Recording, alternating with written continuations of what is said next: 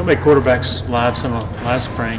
Is it just a totally different set of circumstances now? Last spring, Yeah. I think we went maybe one day live. A couple years before that, but I think we only went. I'll take that back. We might have gone 2 days. I think we did 2 days live last spring, but just different because we were going to a situation last year where we didn't have anybody proven. We had Hunter had just gotten here, and Kelly was really had a little bit of experience, but first time for him, and I needed to be able to get a feel for who they were when things broke down a little bit too, and so that was a part of our evaluation last spring, and it has been this spring, but we've just got a lot more working knowledge than we had going into last year. I mean, we've also, I don't need to make Kelly live to see what he can do. Same thing with Hunter. Same thing with Chase. I've seen enough. I know what they can do with their legs, and to be honest with you, that's probably been the biggest, not surprise, but most pleasing thing probably about Trevor is just his natural instincts to be able to extend plays and his ability. I mean, he can move. That guy can run. So you see that on tape, but he's such a big guy. I don't think he gets the credit for his ability to run and escape and create. So I think he was the one guy that I'm like, well, let's see. But the other guys, I've got a really good feel for what they can do with their legs. And then we've created a really good system as far as how we practice and how we've coached the defense as far as our quarterback rules. If he's a passer in the pocket, if he's a runner on the edge, or if he's a runner in the box, on how we coach that. And so I think that's helping both sides get better. Coach, was Braden full contact today? No. Okay. But he was dressed out, and so I think the plan with him is to kind of cut him loose a little bit each day. And obviously, this is his first time out there to get going, so hopefully he'll be able to do a little bit more over these next 6 practices. Although we've got 2 of them. One's a scrimmage on Wednesday, but hopefully he can get a few things done.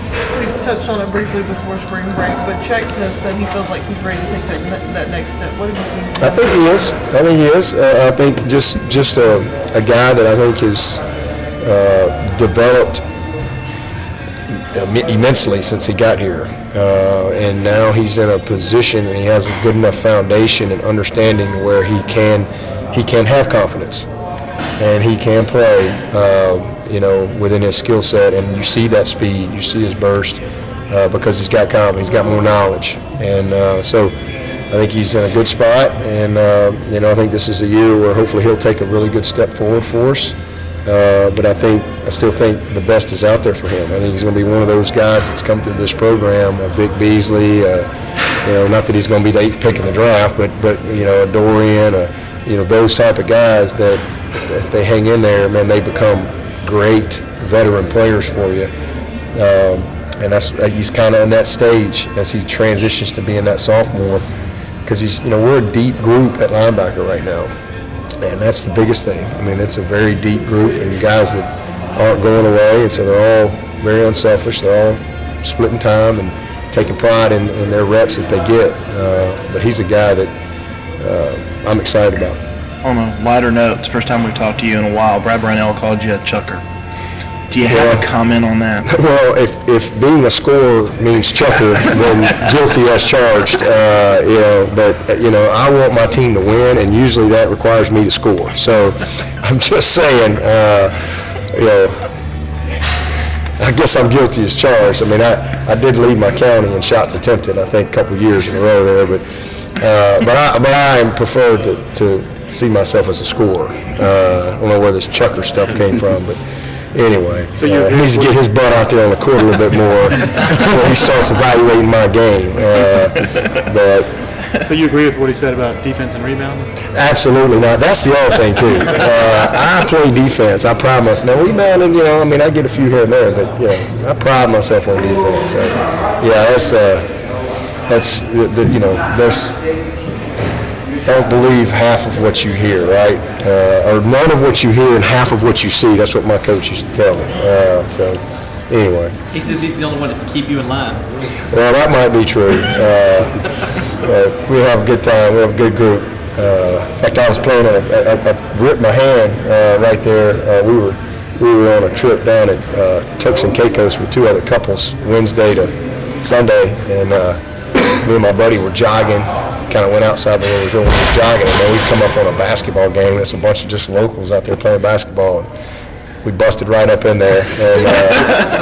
And 2 hours later, Catherine thought we'd gotten kidnapped or something. 2 hours later, and so it was a blast. We had a great time, but there was a sport court, and anyway, I got knocked down because I was playing defense, and somehow I got knocked down, but I go sliding across and just ripped my skin out of my hand there. So I've had a little pain with that, but I kept playing, finished, had a heck of a time. They had no clue who we were. We were just the tourists showing up, and so it was a lot of fun. We had a good little few days there, but was glad to get back and get started. We had meetings last night, actually. We had dinner and meetings, finished up the scrimmage, what we didn't get to. But we had a big viewing party down there Friday night, watching the game. Oh my gosh, that was a tough one, but really proud of our team. I mean, it was just awesome to see us compete the way we did. We obviously didn't play well in the first half, and I thought Brad's comments were right on line. I mean, that's the first time that I kind of saw him like, okay, whoa, this is, we're playing Kansas, and and the whole place was blue, by the way, unbelievable. So I thought it was interesting. Okay, I mean, obviously we're in a bad spot right here, but how are you going to respond? You really got 2 ways to go here, and I think that's a credit to the culture they built, to those guys obviously care about each other, and for them to come back and it be a 4-point game, I don't know, they're down 20 or 22 points against a great team, obviously. I just think that says a lot about where they are, and got great days ahead. So they'll get better. That'll be a great experience for them, a great learning experience. Hopefully all those guys will come back, and it'll be a launching pad for them for many years of consistency. I think that's what every program wants to have, and I know that's what Brad is shooting for. How much do you think success across sports feed into each other? I know, especially in recruiting, I know you take a lot of football recruits to basketball games and vice versa. Yeah, I think it matters a lot. I think anytime you have a lot of pride in success maybe in one area, it's contagious to another area. I don't think there's any question about that, because young people are competitive and coaches are competitive, and that's just the nature of it. And if I'm a basketball player and I see, man, the baseball team is playing unbelievably great, that kind of makes you want to step your game up. And the same thing, if you're a football player and your basketball team is playing at a high level, wants you to just be, you want to be the best that you can be. And I think at the end of the day, that's one of the great things about Clemson, is it's very connected here. It's a very connected place. People talk about Clemson family all the time and stuff like that, but it's a place where, it's a small town, and everybody keeps up with what's going on, and it's, I met with a volleyball recruit today. She was a giant. I'm not sure she could play wide out, but I just think that's again, I want all the sports to do well, and vice versa. So it's really neat to see, where we are right now, to see our basketball program, to see, I know they had Monty and them got it done this weekend, but had a bad weekend last weekend. Baseball is like it's like 12 seasons within one, so there's always ebbs and flows. But what a start we've had in baseball. So it's great, man. This is a great time to be a Clemson Tiger. Let me go ahead and get Coach Scott has been patiently waiting, so let's bring him on. All right. Thank you. See you guys.